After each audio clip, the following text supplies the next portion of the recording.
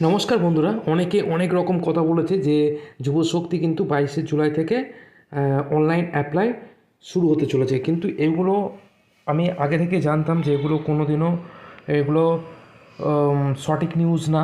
আমি জানতাম যেহেতু এখানে অনেক রকম চ্যানেল যারা আছে তারা ভিউজ নেওয়ার জন্য বা সাবস্ক্রাইব নেওয়ার জন্য এ এই ভিডিওগুলো বানিয়ে থাকে, কিন্তু সোশ্যাল মিডিয়াতেও এরকম কোনো ভুল একটা খবর ছড়িয়েছিল যে 22 তারিখে যুবশক্তির ফর্ম অনলাইনে ফিল আপ হতে চলেছে। তো সম্পূর্ণ আমরা যদি এই ওয়েবসাইটে চলে আসতে পারে যুবসাথী.wb.গভর্নমেন্ট.in, এরপরে দেখতে পাচ্ছেন যুবসাথী.wb.gov.in। তো এই সাইটে আসার পর আমি যদি প্রথমেই এই অ্যাপ্লিকেশন এরকম একটা ইন্টারফেসে চলে আসবেন, এরকম আসার পর গুগলে আপনি যদি লেখেন, তারপরে অ্যাপ্লিকেশান সাবমিশনে আমি যদি ক্লিক করি, তো যে পপ আপ উইন্ডো শো করবে সেটা হচ্ছে অ্যাপ্লিকেশন সাবমিশন ক্লোজড। অলরেডি এর আগে যেটা হয়েছিল, এর আগের সরকার থাকাকালীন যেটা হয়েছিল 26শে ফেব্রুয়ারি 2026, সেটা কিন্তু মিড নাইটে 12টার সময় সেই অ্যাপ্লিকেশনটা কিন্তু ক্লোজ হয়ে গেছে।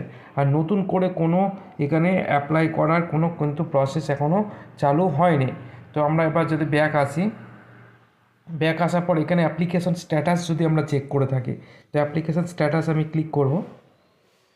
তো অ্যাপ্লিকেশান স্ট্যাটাসে এখানে বাংলার যুবসাথীর জন্য যে যে ডকুমেন্টস দরকার প্রয়োজন ছিল এখানে সব দেওয়া আছে। এবার এখানেও দেখুন একটা অপশান দেওয়া আছে রেড বক্সে, তো এখানেও অ্যাপ্লাই অনলাইন বলে একটা অপশান দেওয়া আছে। তো সেখানেও আমরা একবার ট্রাই করব যে এখান থেকে হয় কি না।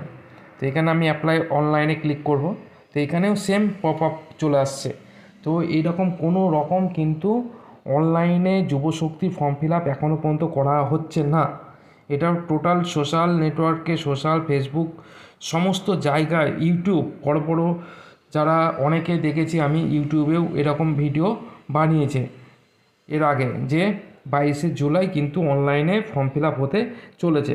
তো আমি বলবো সঠিক তথ্য ও সঠিক খবর পাওয়ার জন্য আমার এই চ্যানেলটিকে সাবস্ক্রাইব করে রাখুন। আমার এখানে আপনারা সঠিক খবর পাবেন, যেটা সত্য সেটাই পেয়ে যাবেন।